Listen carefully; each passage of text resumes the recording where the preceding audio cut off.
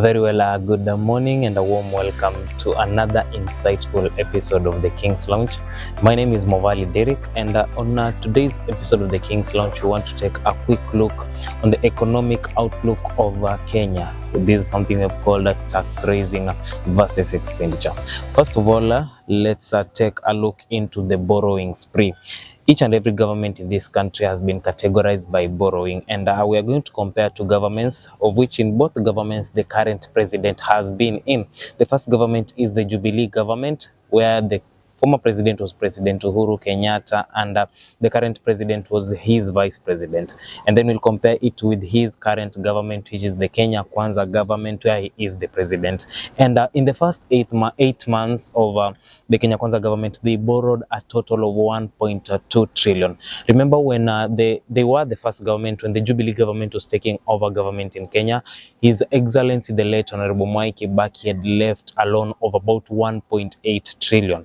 But imagine in the first 8 months, Kenya Kwanza has borrowed 1.2 trillion.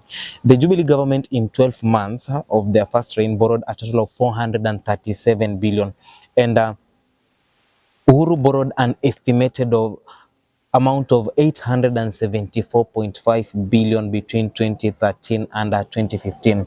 Now, Ruto pledged to go slow during his campaign on the things to do with borrowing. Something that right now we see being an empty promise, because if you said you'll go slow on borrowing and yet on the first 8 months of your presidency you have already borrowed 1.2 trillion, where is the trust in that? Since September 2022, the Kenya Kwanza government borrowed a total of 419.46 billion from the domestic market. Pressure to raise revenue to meet cost to pay salaries and allowances of civil servants and finance development projects led to the rising of something called the finance bill, something that came with a much negative response from the residents of Kenya, since for the past around 2 weeks, even this week, we still have the demonstration concerning the same thing. In July 2023, the IMF approved 141.4 billion to Kenya, totaling the loan we owe to the International Monetary Fund to 229.73 billion in 2023. In 2022, Kenya borrowed 87.73 billion from the IMF.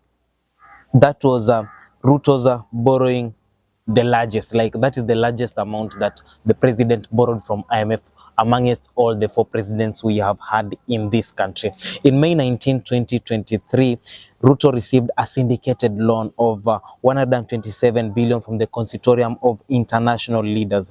2 weeks later, he received 141 billion from World Bank. In July 2023, syndicated loan over 70.55 billion was also given to Kenya.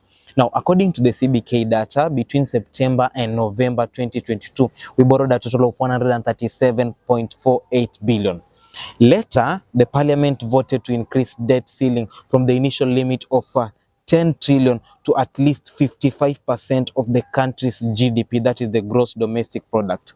The question until now is, why increase the borrowing rate, yet you said you'll go slow on the borrowing? Now, Ruto's 6 months in office, the government set aside 578.4 billion to pay loans, Uhuru, and at the same time, the first 6 months of Uhuru's government, where Ruto was the vice president, they set aside 501 billion to pay debts. Uhuru raised the debt of Kenya to approximately 8.7 trillion from 1.8 trillion that was left by Mwai Kibaki when the borrowing limit was 10 trillion. But remember, right now they have increased the borrowing. Ruto, in 9 months, the president has been able to borrow a total of 1.2 trillion and increase borrowing limit from 10 trillion.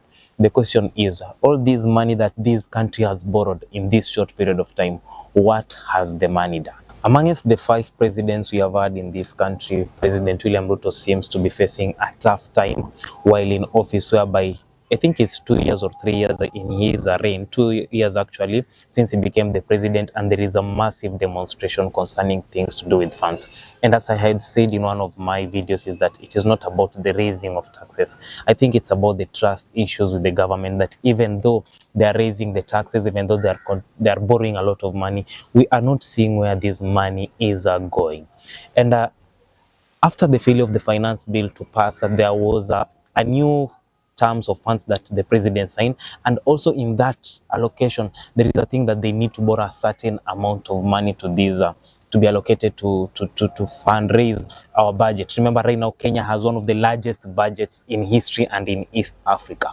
Now with the finance bill and the current, I think the current finance bill, the old finance bill was taken back to the parliament. Let's just take a quick look on how there is allocation of money to the big offices in comparison to how they have allocated money of development. Now, the parliament was allocated a total of 44.6 billion, an increase of 4 billion from the previous 40.4 billion when the Jubilee government was in office. The judiciary, which is in charge of making laws and passing judgment, was given a total of 24.6 billion, with 23.7 billion for judiciary and 902 million for the Judicial Service Commission. Now, State House, where the president resides, was given a total of 9.4 billion for operations and development. The office of the president, the current president, was given a total of 5.1 billion in the finance bill that there was massive demonstration about it, which was an increase of about 400 million when the former president Uhuru Muigai Kenyatta was in office. Something that until now Kenyans are still questioning why the rise of money. And then a total of 1.4 billion was given to upgrading the equipment like the government printer. And remember, the government printer has never been in the office of the president. The government printer was always in the office of the Interior Security Department. And running of the office, that was around 1.4 billion. Now, when the finance bill passed, the operations money reduced to 451 million. The question that I have, a question that I ask is, when that money was being allocated the first time, didn't they feel like there's a lot of money for some little work that may not benefit the Kenyans, so that when there is a change, there is a quick reduction to 451 million from 1.4 billion. Now, the Deputy President, Honorable Rigathi Gachagua, was allocated 4.9 billion. Now, there is this office that was formed, the office of the Prime Cabinet Secretary. I don't know if this office is legal according to the Constitution, because the Prime Minister office was created when there was the Nusumkate government during the Kibaki-Raila government in 2007-2008 political violence. But when the current president was campaigning, he had three great men in his docket. There was him, the deputy president. Then from the western region, there was Moses Wetangula, and then there was Musalia Mudavadi. Now, Moses Wetangula was given the Speaker of the National Assembly. And since Musalia Mudavadi played a very massive role, the president promised him an office. Now, they came up to craft an office of the Prime Cabinet Secretary, and this office was allocated a total of 1.1 billion. And if you check, there are places in this country that there is a lot of poverty, but yet there is an illegal office, according to me, which is not constitutionalized, that has been allocated a total of 1.1 billion. Now look, 1.6 billion was given to general administration of the president office, 1.2 billion for government advisory services. And a question on the advisors is really lingering in my mind, but I don't want to ask it right now. 846 million was given to leadership and coordination of government services at the president office. The first lady office was allocated 696 million, which is 100 million more. And in the government of Uhuru Muigai Kenyatta, this was 596 million to the office of Margaret Kenyatta. Right now, Rachel Ruto, who was the second lady back then, has been allocated 696 million, an increase of 100 million. A question is this what women say, that you need to take care of your wife very well? So if your wife is there, you have to increase some salary or some money needs in her office. 5.7 billion was given for running State House in Nairobi, 452 million for the president's press team. Now, State House in total was given around 1.1 billion for policy analysis and research. I think I've only heard of these once when Kipra was around. Then the Deputy President's Spouse Office was given 557 million, a reduction of 160 million. Now, here's the big question. When the second lady, or when the first lady was the second lady, there was a total of around I think it's around 700 and something million that was given to her office. She became the first lady. She received an increase of 100 million to her office, when the current second lady received a reduction of 160 million. Now, The former second lady receives an increase of 100 million and she becomes the first lady, and the current second lady receives a reduction of 160 million. Anyway, question for another day. I don't know if this is what in Kigogo, when we're reading Kigogo by Pauline Kia in high school, there is this something that Majoka used to say that toa kushoto ongeza kulia. Yatafakari ya babu. Now, the press and communication department of the deputy president was given 167 million and support services was given 2.1 billion. Departments under the Musalia Mudavadi or Parliament Affairs and Performance and Delivery Management was given 1.5 billion. 275 million was given to cabinet affairs, meetings, expenses, and etc. National Treasury was given 44.6 billion despite hoping for 65 billion. But check, they hoped for 65 billion, they were given 44 billion when some offices up there received an increase in funds. And I think this is the main reason as to why there has been a very high revolution on the matters to do with the tax raising to fund some offices in this country. Parliament receives 26.8 billion, the Senate receives 8 billion, 8.6 billion for parliamentary joint services, 1.2 billion for the Parliamentary Service Commission. Now, the government intended to raise the government intended to use 3.91 trillion. That was their budget this year.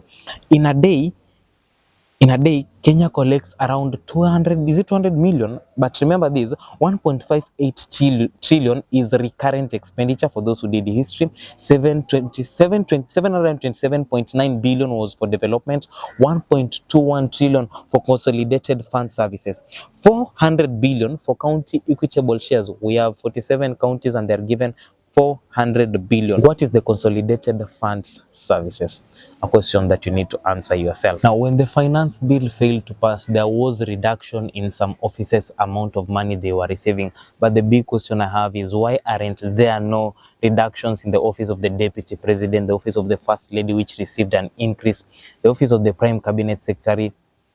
Yet we have major reductions on major areas of the country's development, like things that really matter to the citizens, they have received reduction. But on things that are pertaining certain people in the country, they haven't received any reduction. Remember, in Kenya, MPs earn 97 times what an ordinary Kenyan makes, while those in some developed countries like the United States of America, Singapore, Hungary, Norway, Japan takes only 2.5 times the ordinary person's input. Now, remember I had asked you how legal is the office of the Prime Cabinet Secretary. Remember, this was an office that was created to repay Musalia Mudavadi for being a loyal supporter to the current president. Now, according to Chapter 9 of the Constitution, the executive comprises of the president, the deputy president, the cabinet, secretary to the cabinet, principal secretaries, and then the other offices. We have the attorney general and director of public prosecutions. But remember, right now we have the prime cabinet secretary, and we don't get it in the constitution. Now, the current secretary to the cabinet is not Musalia Mudavadi, and Article 130 of the says that the Article 130 of the Constitution says that the executive shall comprise of the president, deputy president, and rest of cabinet.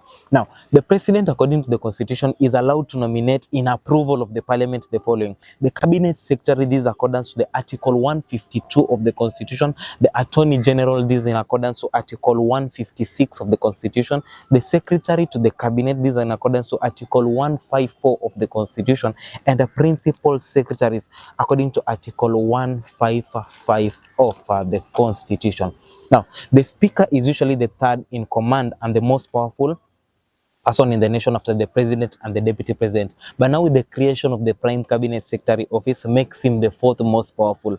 Now, the role of the speaker is mostly to preside over debates in parliament. He is the spokesman of the parliament, directs activities in the National Assembly. When there is a joint parliamentary session between the parliament and the Senate, he usually chairs this meeting. But remember, the current speaker authorized the office of the prime cabinet secretary as a legal office in this country.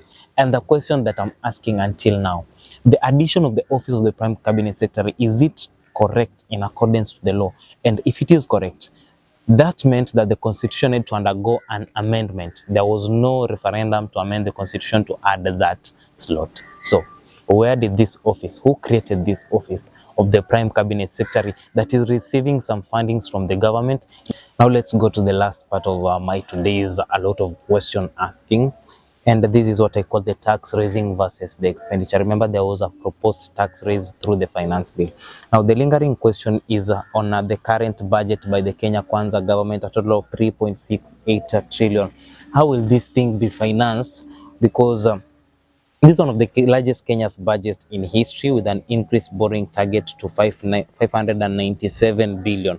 Now, let's go back before the finance bill failed, when 0.57 billion trillion, not billion, sorry, through taxes, and borrow 780 billion. Now, during the reign of President Uhuru Muigai Kenyatta, his largest budget was a 997 billion. But now, with the failure of the finance bill due to massive protests across the country, and which was as a result of the raising of taxes, how is the government intending to raise money to fund one of the largest budget in this country? Now, according to the Treasury, they intend to raise a total of 2.96 trillion in revenue, which was divided this way. KRA tax target was 2.57 trillion. The appropriations in aid was a total of 348.7 billion. Grants was 42.2 billion, and this amounted to a total of 2.96 trillion, where the Treasury intended to raise. Now, how will the Treasury raise money to fund this government? And remember, the Treasury was allocated fewer funds in the budget than they expected. Now, KRA was supposed to raise 367.9 billion before the end of June, which has already passed a few days ago. And now the government has turned to IMF for 3.5 billion USD funding. Now, terms of IMF funding come with a lot of sanctions or a lot of rules, and one of the rules is restructuring. And remember, restructuring could result to loss of jobs, and already so many people in this country are unemployed. Now, let's just take a quick run on how KRA has raised money for the past 3 months. At the end of March 2023, KRA had collected a total of 1.39 trillion, which was a shortfall of 714.97 billion from their total target that they are supposed to raise. In April 2023, they raised a total of 1.57 trillion, a shortfall of 535 billion. In May 2023, they raised 1.7 trillion, a shortfall of 367.9 billion. If you check this trajectory, is that each and every month, since there was a raise in amount of money they are collecting monthly. On a monthly basis, KRA revenue collection is 157.17 billion. Now, the end of May, the government spent 191 billion out of the 393.8 billion, which was 48.5% of planned spending on development. But the question is, this KRA has been raising a lot of money. Why is it that there is a poor development in Kenya? Now, the government has intended to strengthen the private-public partnership, something that I think it has not been in play in this country, and I'm also seeking to get to know how the P2P partnership works. In July 2023 to December 2023, the government total expenditure was 1.46 trillion, which is a 10.47 billion US dollars. In the fiscal year 2022-2023, the government total expenditure was 3.22 trillion. Now, the question I have is, if there is this much spending by the government, where is this money being spent on? Is it building roads? Is it building schools? Because I have seen in Garissa and also here in Kilifi, when you go to Ganze, there are literally no schools. Some roads even here in Kilifi are impassable. Now, the inflation rate in Kenya decreased in February 2023 with a 6.3%. In February 2022, the inflation rate stood at 9.2%. According to statistics, in 2023, Kenya's annual average inflation rate will be above the rate projected in other African countries by 8%. And the majority of this inflation rate is witnessed in groceries and non-alcoholic. Now, according to data and statistics, in a day, Kenya collects a total of 20 million, which is approximately 620 million in a month. Now, the big question is, where is the money spent? Yet most of the government development projects that was in the manifesto in 2022 aren't seen in public or aren't done. But even as much as the Gen Z, we are out here battling the finance bill, as much as we are here standing on the tax raise, remember there is this Ruiru MP, Simon Kingara, who tabled a land bill that if it is passed, will require everyone who inherited land to pay annual taxes to keep the land, or risk losing the land to the government, that if your father inherited land or your father gave you land, you need to pay annual taxes. If you don't pay the annual taxes, even if the land was legally owned by your father, you lose that land to the government. I think it's time that young people should also be keen on some of these bills that are being tabled in the country. As a citizen of Kenya, what is your take on this bill and the new gap of around 346 billion after the finance bill failure? How will it be financed to fund one of the Kenya's largest budget? My name is Mwavali Derrick Dangote. This has been the King's Lounge. This is the edition where we say PTI, or pardon the interruption. And I'm sorry so much for speaking today about money, but the big question is, why are government projects lagging, yet there is so much money that is collected and so much money that is said to have been spent? See you again next week.